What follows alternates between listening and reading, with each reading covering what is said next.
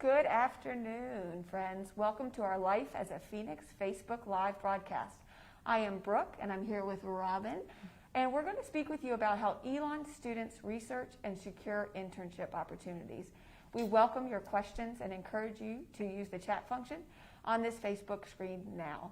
I am the director of the Student Professional Development Center, which is our career services center here on campus.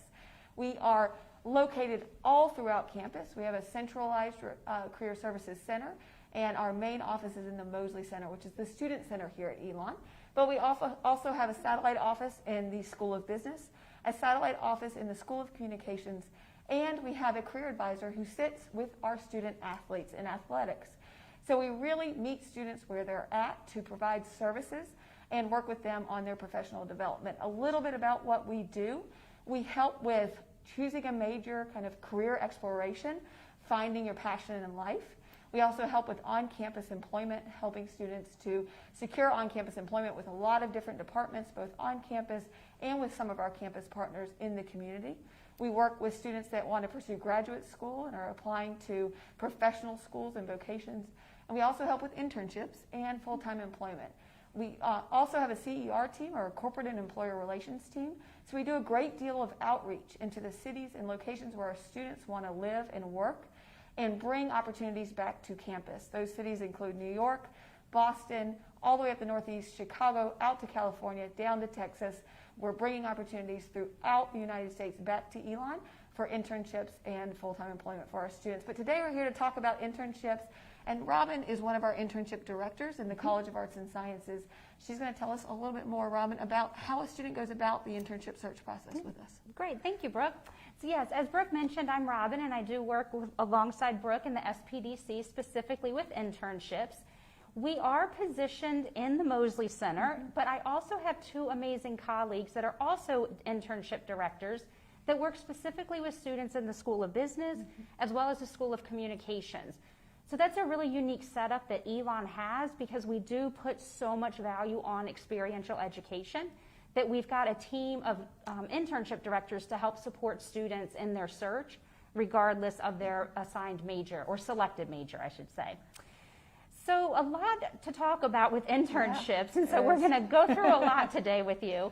But really at Elon, your internship search is going to be very specific to you as a student and what your skills and interests are. It will also be somewhat determined by your major.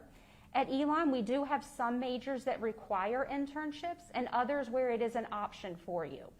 If you do have a required internship, it is part of your core curriculum and your academic major, so you would be working very closely with your internship director for that process.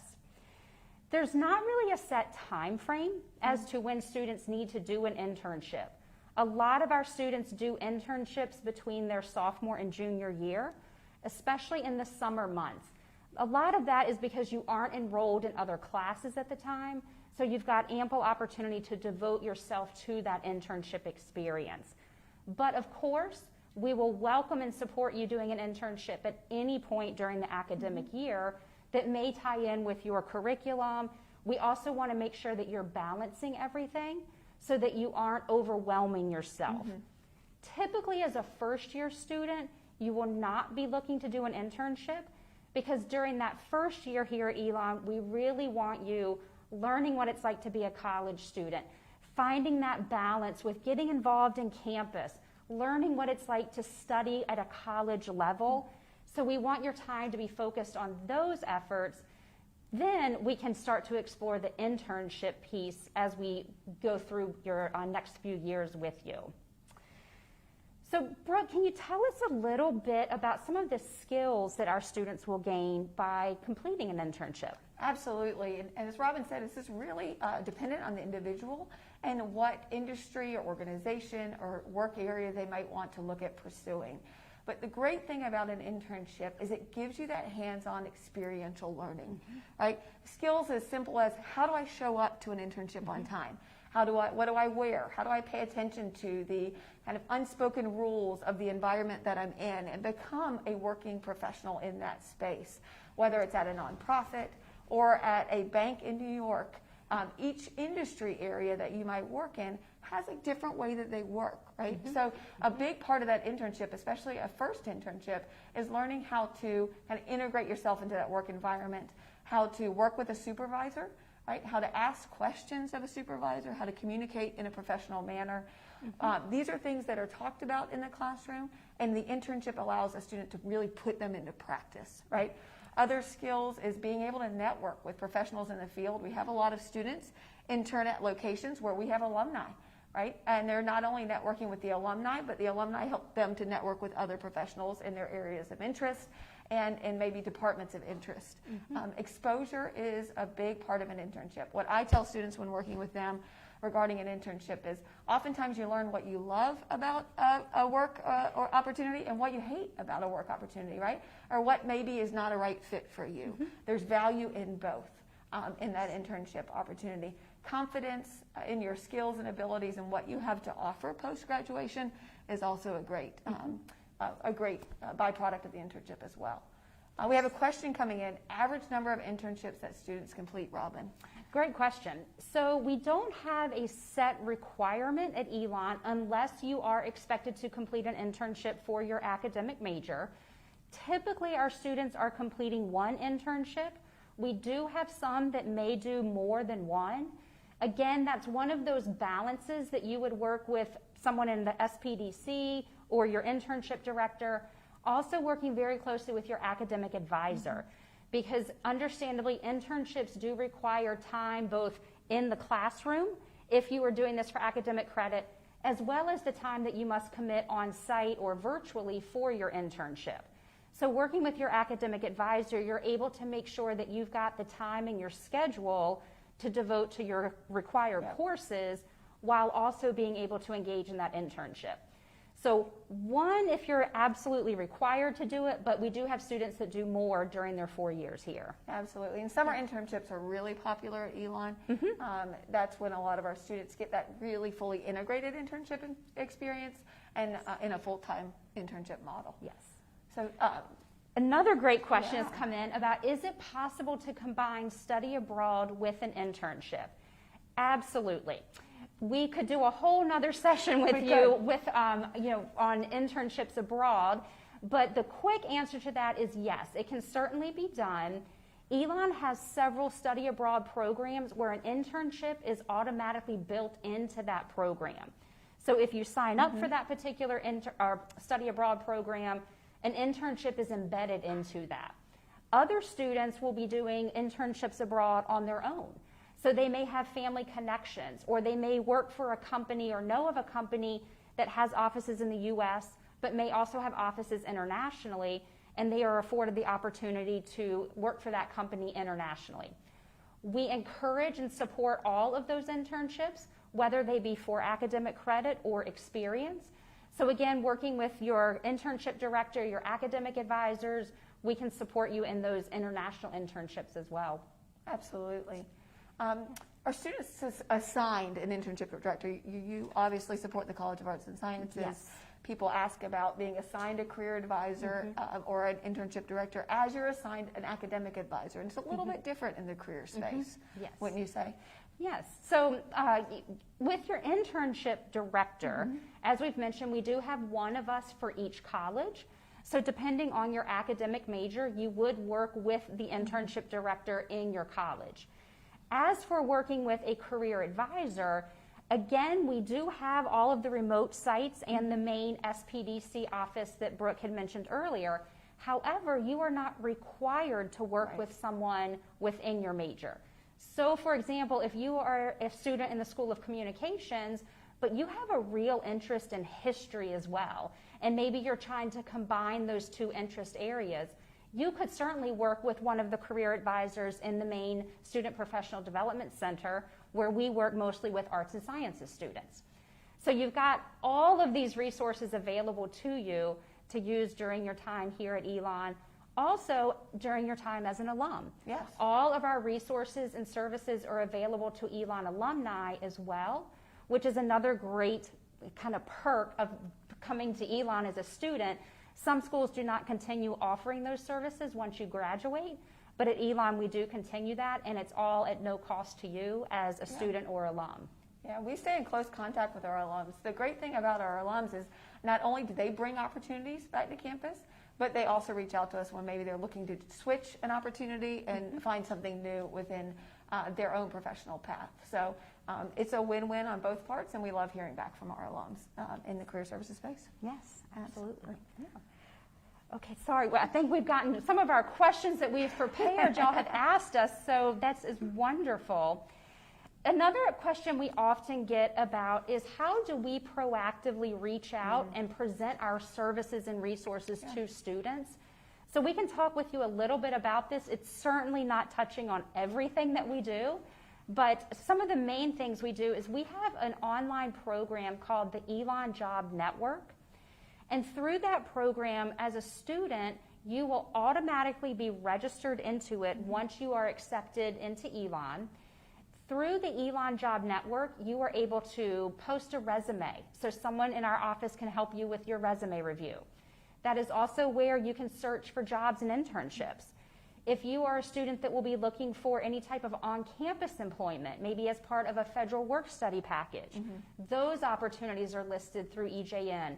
So it's a great way to really find some amazing opportunities to help offset some of the costs, as well as gain experience and skills. We host many events on campus. I cannot even begin to tell you the number of events. Everything from career fairs, where before COVID hit, we were bringing companies and organizations to campus. Right now, we've had to sort of pivot, as many places have with COVID, and we are doing those virtually. So we still have great opportunity for you to connect directly with recruiters that are looking for Elon talent.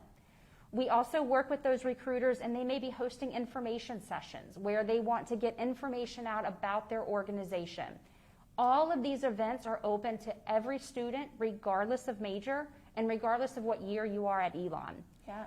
Additionally, this year and every year we host a graduate school type of fair where we bring graduate schools onto campus. This year it's a little bit different. We're having graduate schools do information sessions over a course of a 2-week period, right? So really delivering the information to students in a way that makes it easily accessible to them and gives them a broad idea of all the different graduate schools that are out there for our students. So all different ways that we're engaging with students. We work really hard to or work really closely with our faculty to get into the classroom and speak with over 90% of our Elon 101 classes, which is the introductory class that you take in your first semester here at Elon. Just introducing the services of the Student Professional Development Center, giving the students a chance to get to know us and to realize what all we have to offer as far as assistance and help. Can we practice interviewing with your team? I'm glad that was asked because that's one of our benefits as well. Yes, mock interviews, in all different types of ways. The work world that we're in right now and the way that both graduate schools and industries are hiring has changed. A lot of it's being done virtually. So we have tools available to our students to practice those virtual interviews, whether they're what called live virtual interviews, where you're actually speaking with somebody on the other side of the screen, or pre-recorded virtual interviews, where there's not somebody on the other side of the screen and you're essentially being recorded in that interview process. We work diligently to stay up on top of the trends in industry, what we're seeing with hiring. Our employer partners and partnerships is a critical part of that because we're essentially one step ahead of how those hiring processes are changing and working so that we can educate our students, especially in regards to the interview process. So the short answer is yes, we can help you with your interviewing, and really we'll tailor that mock interview to the type of interview that you're going to have, whether it's phone, video, or an in-person interview. We can make sure the interview is tailored to the type of application process you're going through. Are most internships local to campus? That's a great question, and Robin actually just pulled some interesting data about that. Yes. So the answer to that question is no. We have students interning all over the world, actually. We just did some data this morning, as Brooke was mentioning, for the students that did internships this summer. And we were looking at things, within the U.S. And so we discovered that some of the key areas our students are interning are California, up in the Northeast, as we had mentioned earlier, so the New York, Massachusetts, Pennsylvania. We do have students that stay locally. So whether that be locally right here around the Elon area or local to their hometown in North Carolina. So we do have students in this area. Another question to sort of segue off of that is, We often are asked, do you have to do an internship in your hometown if it's over the summer? The answer to that is no. As we've just explained, you can do an internship anywhere in the world, and we can help you support that.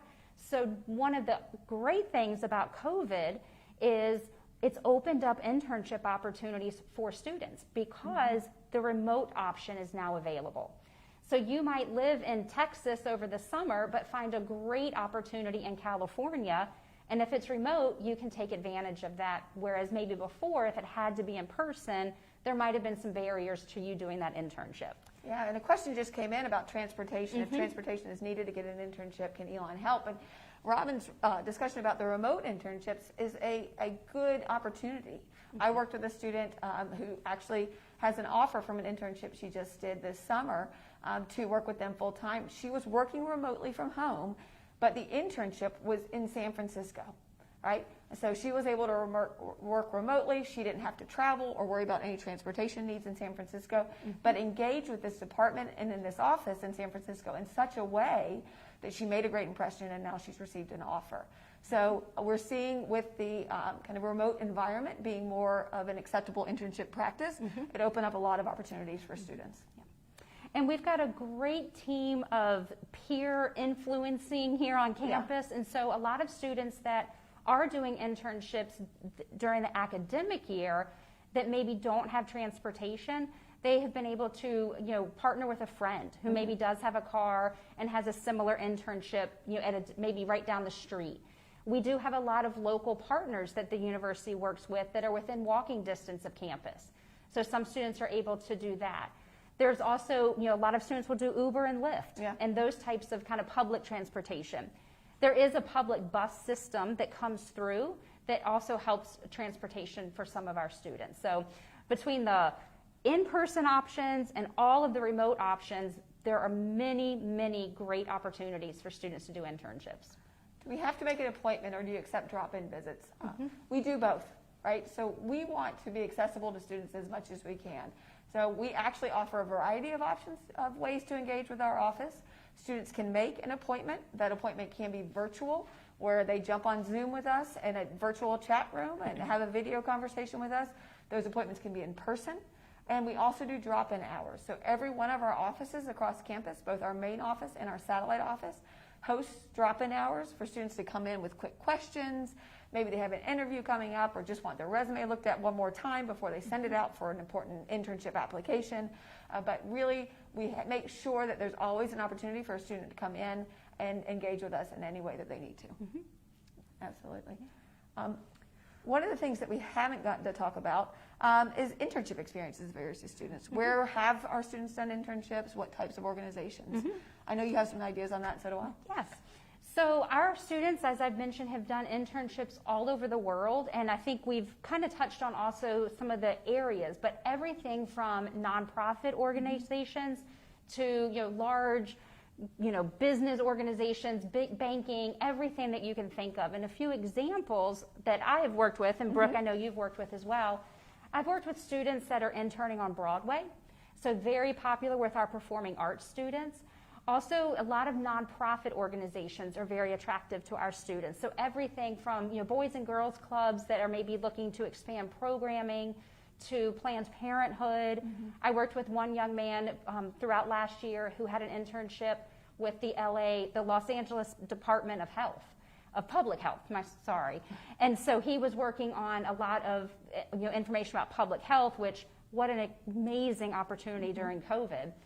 And so also a lot of our students that might be looking at that pre-health track, they are also working with some of our local partners in the community that are in health, physical therapy, occupational therapy. Some are helping with sports medicine, lots of opportunities in the health field as well. Yeah, in our School of Communications, we've had students intern with Warner Media, with all of the major media outlets. We've had them internship with Ogilvy and Weber Shandwick and major advertising firms.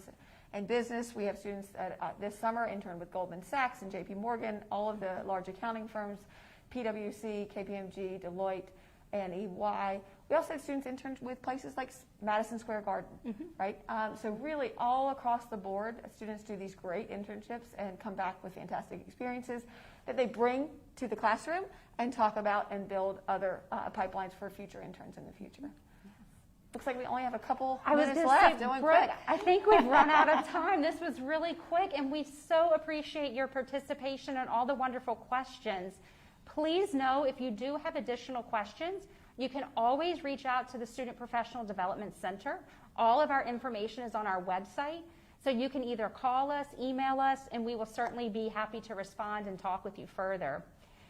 So thank you again, Brooke, for being a part of this with me, and we thank you also. This session will be linked off of the Life as a Phoenix archive page if you want to view this again or share it with others. We will also post the video to the admissions Instagram channel this afternoon, so you can always catch it there. And if you have any additional questions for the team or you need an accessible version of the live content, please send us an email at admissions@elon.edu. Thank you again for joining us, and we look forward to talking with you and hopefully welcoming you to campus in the near future.